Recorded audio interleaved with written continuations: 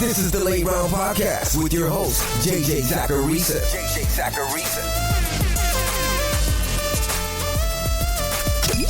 What's up, everyone? It's JJ Zacharisa, and in this episode 943 of the Late Round Fantasy Football Podcast, sponsored by Underdog. Thanks for tuning in. Before getting into the trends this week, I want to remind you that even though you drafted your fantasy teams back in August, you can still do snake drafts right now over on Underdog. Just head to UnderdogFantasy.com or download the Underdog app. In the draft section, click NFL, and you'll see tons of drafts that you can participate in right now.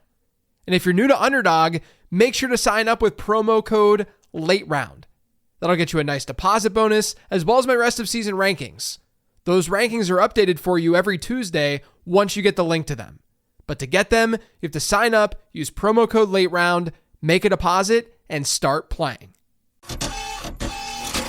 So Shane Waldron was fired by Chicago this week, and it's easy to see why.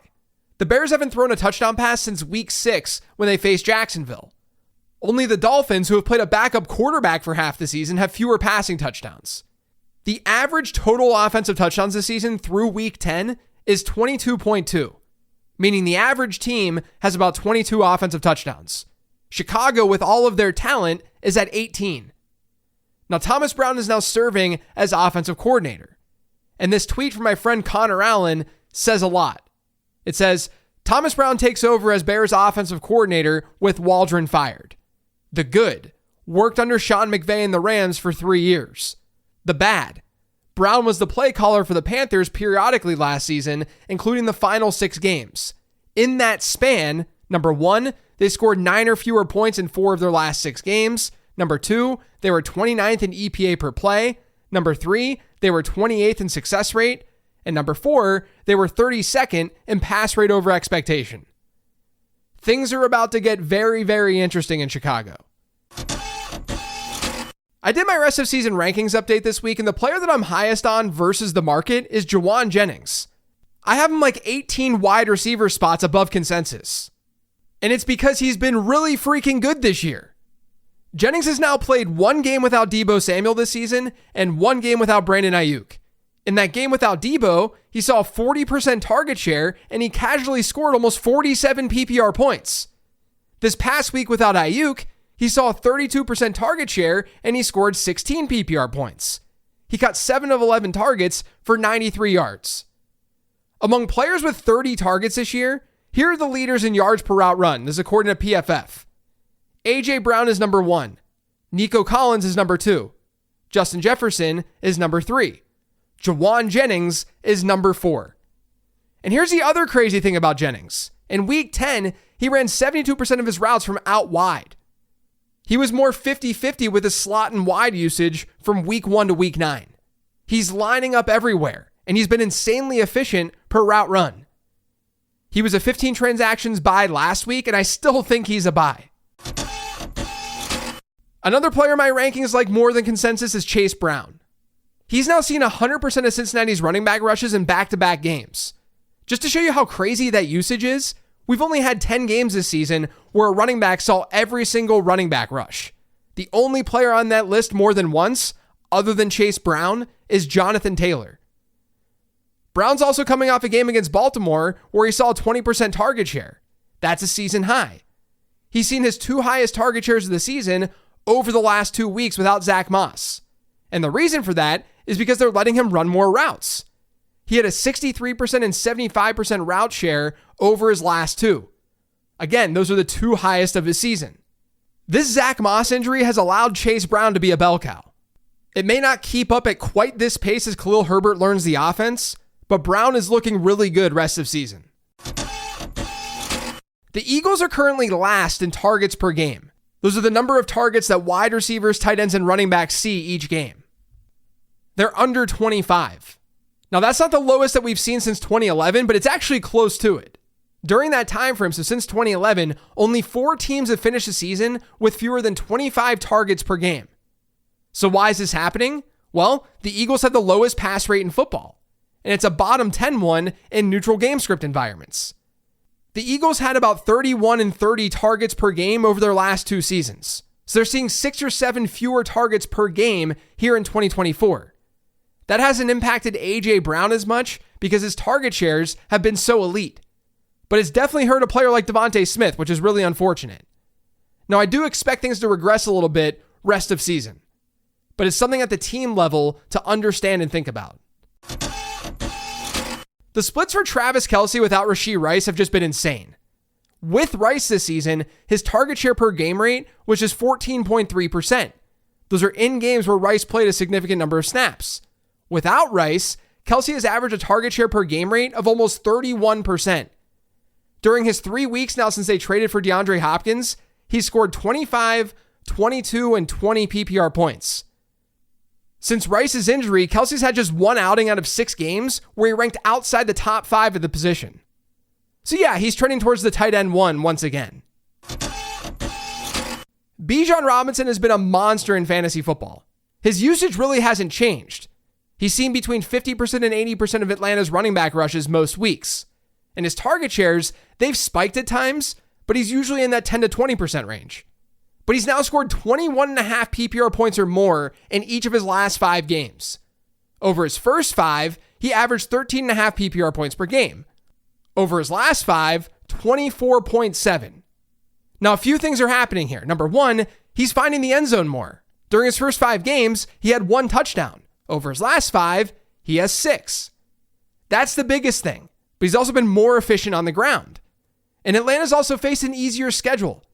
During their first 5 games, their average opponent ranked about 20th in adjusted points allowed to running backs. They've been the 9th best opponent over their last 5.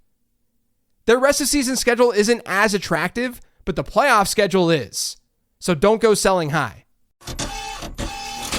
George Pickens has been a completely different fantasy receiver with Russell Wilson. In his 3 games with Wilson, he's averaged 18 PPR points per game. With Justin Fields, he was at 9.9. Now, what's changed is not his target share. His target share per game with Russ is 26.6%. It was almost 29% with Justin Fields. He's averaging 0.3 fewer targets per game with Russell Wilson. But he's seeing targets down the field more. This is something I've been talking about on this show. And he's seeing catchable targets. His average depth of targets with Russell Wilson have been 17.9, 12.4, and 18.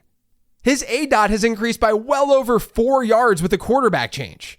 And according to PFF data, his catchable target rates have been 100% and 86% over his last 2 games. Those are the 2 highest rates of the season. This is why Mike Tomlin is well compensated. So Devonte Adams had a 39% target share on Sunday. That was a season high. He only caught 6 of his 13 targets, though, for 31 yards.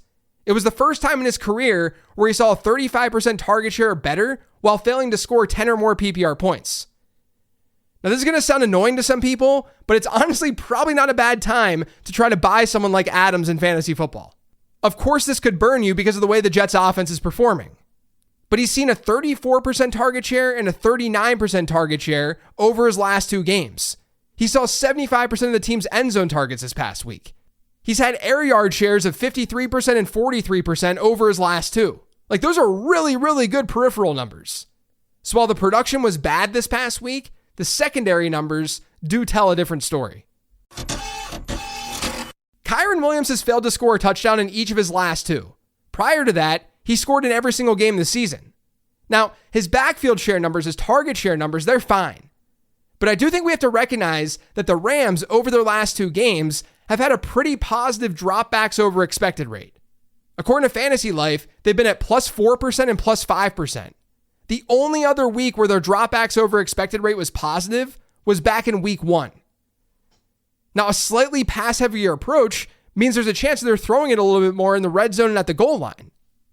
And we've seen that. From weeks 1 to 8, the Rams had a pass rate of 48% within their opponent's 10-yard line. That's been 78% over their last 2.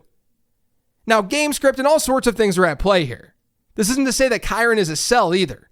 I actually have him ranked higher than consensus right now. They've got a great running back schedule rest of season. It's just something to think about with his production. The last trend this week has to do with the Miami Dolphins.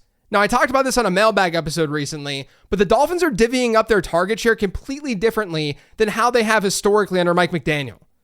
Their running backs this season have a 25.8% target share. Their tight ends are at 25.1%. That means that their wide receivers are under 50%. To give you some context, Mike McDaniel had coached Miami in 2022 and 2023. Their running back target shares during those seasons, they were about 20% and 23%. So lower than what we're seeing this year, but not by a ton. Their tight end target shares, though, were 9.5% and 13.4%. Remember, this year, they're above 25%. Their tight end target share has basically more than doubled. Now, clearly that's led to a lower target share to the wide receivers. They've had a target share of 49% this year. That makes them one of 3 teams with a wide receiver target share under 50%. The other 2 are Kansas City, who have very little at wide receiver, and New Orleans, who's trotting out players I've never heard of at wideout. The Dolphins have freaking Tyreek Hill and Jalen Waddle, not Mason Tipton and Marquez Valdez-Scantling. This has impacted Tua's performance too. His average depth of target this year is 5.9. It was 8.0 last year, and it was 9.9 the year before that. Obviously, throwing to running backs and tight ends more is likely to lower that ADOT. But this has been a huge reason why Tyreek Hill and Jalen Waddle aren't living up to fantasy football expectation. Now, I'm not sure if it's going to change, but their offense isn't nearly as dynamic right now as we're used to seeing. So let's hope they force the change. That's it for today's show, though. Thanks to all of you for listening. If you yet subscribe to the Late Round Fantasy Football Podcast, make sure you are by searching for it pretty much anywhere podcasts can be found. And don't forget to follow me on Twitter at LateRoundQB. And I'm on Blue Sky now too, which is also at LateRoundQB. Thanks for listening, everyone. I'll talk to you tomorrow with the Weekly Sleeper Show.